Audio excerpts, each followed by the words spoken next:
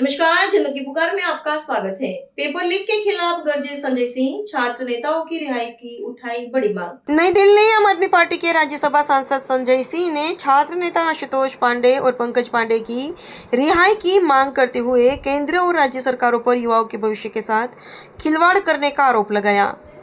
उन्होंने कहा कि नीट से लेकर पुलिस भर्ती और पीसीएसजे परीक्षाओं में लगातार पेपर लीक की घटनाओं ने लाखों युवाओं के सपनों को तोड़ा है। संजय सिंह ने आरोप लगाया कि जब छात्र अपने अधिकारों और न्याय की मांग को लेकर आवाज उठाते हैं तो उन्हें जेल में डाल दिया जाता है, जो लोकतंत्र के लिए गंभीर चिंता का विषय है। उन्होंने कहा कि यह तानाशाही बर्दाश्त नहीं की जाएगी और पेपर लीक के खिलाफ आम आदमी पार्टी की लड़ाई सड़क से लेकर संसद तक लगातार जारी रहेगी। संजय सिंह की पूरी बात सुन लीजिए कि किस तरह से जब हम लोग छात्रों से पेपर लीक के मुद्दे पर चर्चा कर रहे थे, उनकी व्यथा सुन रहे थे कि किस प्रकार से नीट में 22 लाख छात्रों का भविष्य बर्बाद हुआ पेपर लीक के कारण। और एक बार नहीं, नीट के कई बार पेपर लीक हुए। उत्तर प्रदेश में लेखपाल का पेपर लीक हुआ, पुलिस का पेपर लीक हुआ, आरओ का पेपर लीक हुआ, पीसीएसजे का पेपर लीक हुआ, हाई स्कूल इंटर का पेपर लीक हुआ। एक लंबी फहरिस्त है यूपी में पेपर लीक की। जेई का पेपर लीक हुआ, उसके बारे में चर्चा कर रहे थे।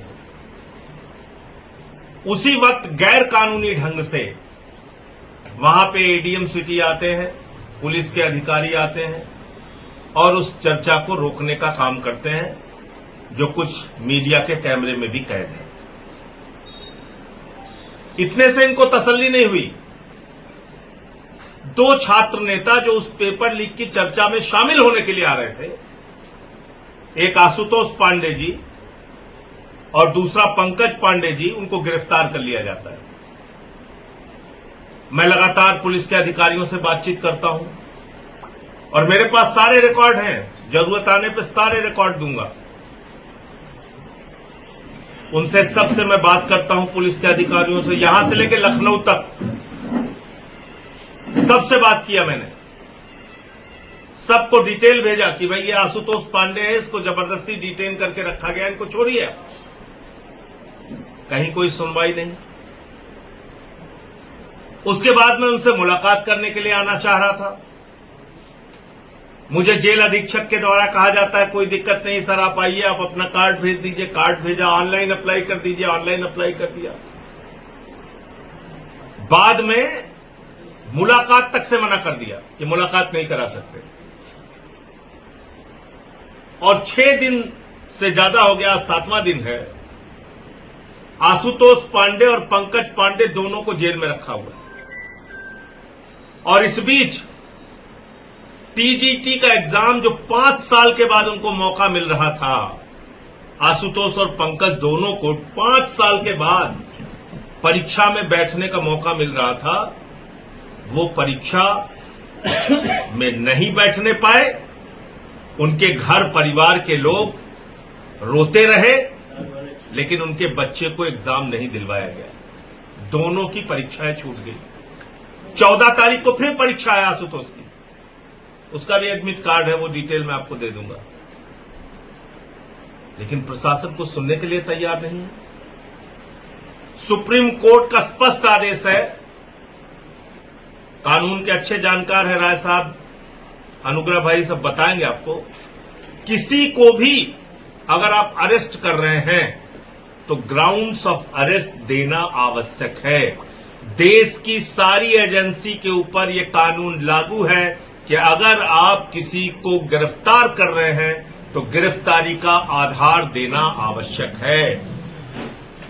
क्या आशुतोष पांडे को गिरफ्तारी का आधार बताया गया? क्या उनके परिवार को गिरफ्तारी का आधार बताया गया?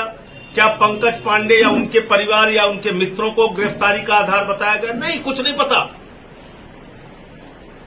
हाईकोर्ट से फटकार पड़ रही है लगातार उत्तर प्रदेश के अधिकारियों को। और योगी आदित्यनाथ जी आंख पे पट्टी बांध के बैठे हुए हैं। उत्तर प्रदेश के मुख्यमंत्री का जो चरित्र है वो ये है कि ऐसे पूरे मसले पर वो आंख पे पट्टी बांध के बैठे हुए हैं उनके अधिकारी जो मन में आ रहा है वो कर रहे हैं, उनके निर्देश पे कर रहे हैं।